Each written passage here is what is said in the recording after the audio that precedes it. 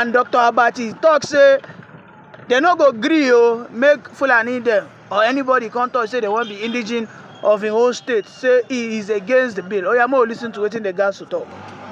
Okay. I seem to have a slightly different opinion on some of the key issues. First, Section 308. The intention of the framers of the Constitution is to ensure stability. And that Section 308 of the 1999 Constitution says that the persons occupying the positions of president, vice president, and governors, and I think it's extended to their deputies, shall not be, arrested or taken to court, forced to appear in court, while they are occupying that office. The reason for that is that if you say that that Section 308 should be vacated, then what you are going to have is complete anarchy. In those countries where you have exceptions, I had to eat South Korea. In Korea, even if you are a sitting president, you can be arrested and you can be sent to jail, as you have seen in recent cases. But these are countries, whether it's Germany or it's the United States, where is the governors actually that do not enjoy immunity. But they can be investigated. Even in Nigeria, the governors and the deputies, the president and the vice president can be investigated. But the moment they leave that office, they become liable. So the whole idea is to ensure that there is stability within the system during that period. What we should be asking for, as we have in other jurisdictions, you have strong institutions. That's number one. You have two, a leadership recruitment process that is very strong also. It's not all kinds of charlatans who get into special positions in those other countries. The scrutiny level is very high. Here in Nigeria, anybody can just walk in from anywhere after printing posters and having a godfather and become whatever and enjoy immunity. I think Nigerians are concerned because of the problem we have had with people leaving government, and we hear all these reports about how much the governor made away with, what happened to the deputy governor. If you remove that immunity, you are even going to strengthen dictatorship. To the extent that you can just have a governor who does not like the face of his deputy governor, we say, look, go and investigate him, go and arrest him. In a country where abuse of power is routine, you can have a president who can just sit in Abuja and remove any president, any governor in any part of the country, and he will justify it on the basis of what Honorable Solomon Bob is recommending to be the amendment of Section 3 of that Section 308. That Section 308, as it is, already provides for what he's saying. What he does not provide for is for anybody in those sitting positions to be arrested or to be disturbed, distracted with court cases. Add to this, look at the case of these lawmakers.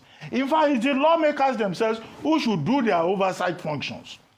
In the state houses of assembly, we see that our constitution provides for oversight by the legislature. But this same legislature, they don't do their oversight. They are all in the pockets of the governors. The National Assembly is in the pocket of whoever is president. That is the real problem that we have. Who is holding these elected persons who are granted immunity accountable? That's number one. The second bill you mentioned is the one proposing that there should be a separation between the office of the Attorney General of the Federation and the Minister of Justice. And I say I agree, because I've argued along those lines, and others have also argued along those lines. The Attorney General of the Federation, his position is recognized in the Constitution. It's a constitutional position. The Minister of Justice is a political appointee. He's a politician. Now, how do you merge the two? Between being Chief Law Officer of the Federation and being a political appointee who is answerable to the President. What we have seen with that office is that there's always that confusion between both positions. So if there is a proposal to separate, I support it. Number three, the 37 SCDAs, the 37 SCDAs in Lagos State. Now, I refer you to Lin Kuan Yew in his book, From the Third World to the First, One of the things he observed there is that in West Africa, particularly Nigeria, political leaders make laws to serve their own personal purposes. And I don't think that President Tinubu, who was governor of Lagos State at the point those SCDAs were established, and he was denied the opportunity to write them into the Constitution, to have them in the Constitution, will now, as president, say, well, now I'm president, I can do what I like with the SCDAs. That again may lead to chaos. Other states too will say they want more local governments. But I know that at that time, the argument was about justice, equity, fairness. When you will have certain states in the north, having more local governments and collecting more money. But the optics that is now President Tinubu as president that wants to force that through raises that question about, using your own opportunity to serve your own ends. Thank you so much. Gosh, there's so much to unpack because over the past 2 days, we have over 80 bills that have scaled to second reading, which for me made me think that maybe the National Assembly is employing somewhat of a Donald Trump's media blitz strategy. What's the media blitz strategy? Let out so many policies simultaneously that one, opposition is unable to coordinate itself. Number two, we as the media are unable to give the necessary detailed scrutiny to each and every one of them. However, we will do our best. Beginning on the issue of immunity, it was Woodrow Wilson who said that it is one of the remarkable things about the vice president that it is hard to find in sketching the government any proper place to discuss him.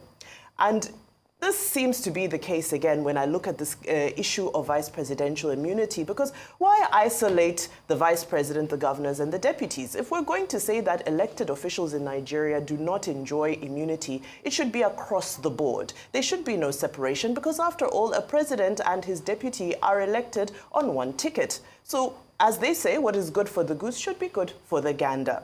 Yes, the optics are often extremely damaging. I will never forget the image of seeing former President Jacob Zuma sitting in court in South Africa facing all the allegations of state capture. Of course, it was after his term had finished. However, the optics are, some might say, are important because leaders should know that nobody is above the law. Others may say that these optics a little bit difficult for a nation to recover from because, again, it's difficult for a nation to be able to recover from that stigma of being corrupt, from that stigma of not being in an environment that is that creates accountability and that creates checks and balances.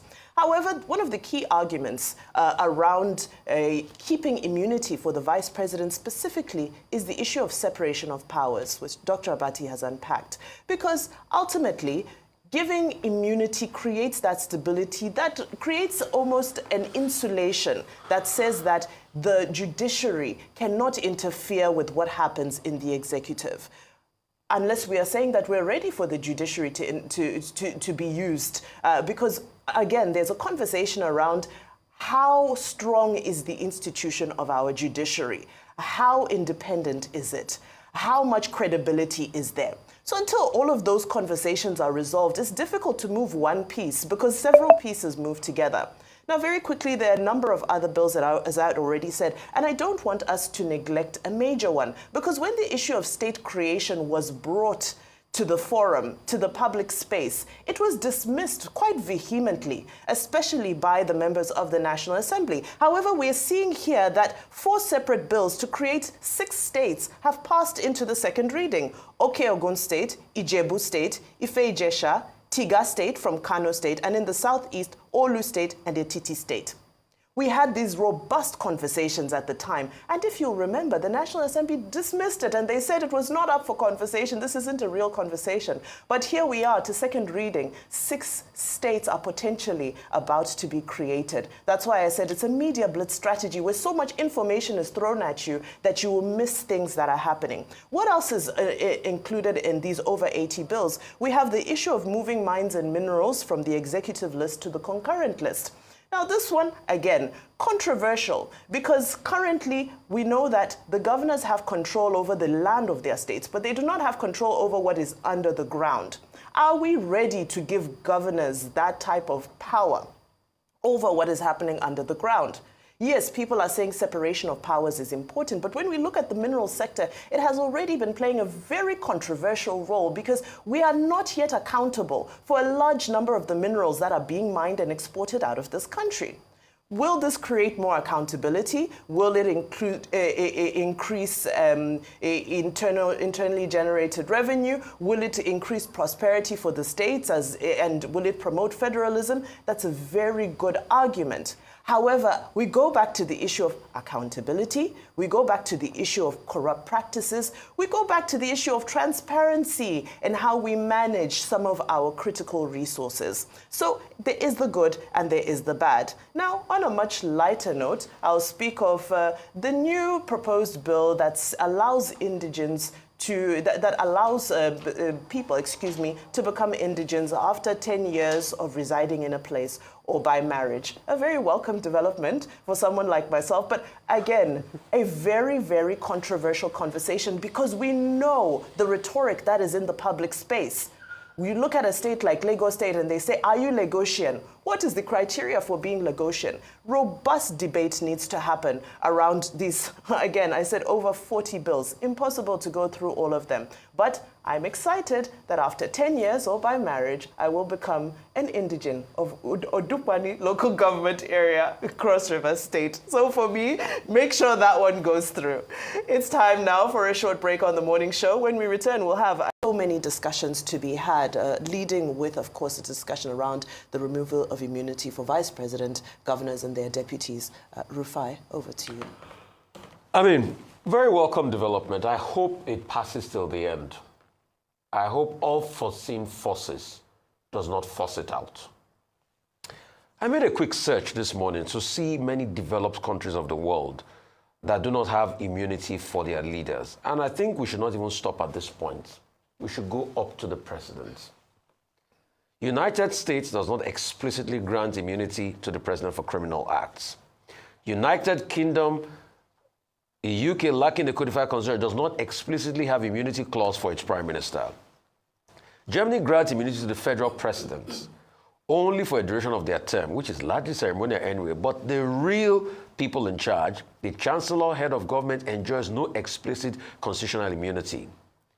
France grants the president immunity from prosecution during the term for acts related to official duties. This protection ends upon leaving office. So, across the board, 3 of the 4 biggest nations and big economies do not have express immunity for the president. Why can't we have the same in Nigeria? Because this immunity clause has shielded all these political office holders from prosecution while they go ahead doing their shenanigans. In fact, I recall a case in 2015 or 2015-2016 period when the leader of the Senate president then, was being persecuted and he had to face Code of Conduct Bureau. I think somebody admitted the idea that you should even have immunity for Senate president. I'm like, no, that should not be the case. Because they are political office holders does not mean they should not be held accountable. Because the reign of democracy, like I said yesterday, has now become a reign of the criminals in our country, sadly so. These are people that are running away from prosecution in so many ways. These are debarred lawyers from other climes that are coming to do politics in our clime. And to be able to articulate my words, somebody sent me something very profound yesterday, and I have to read it out.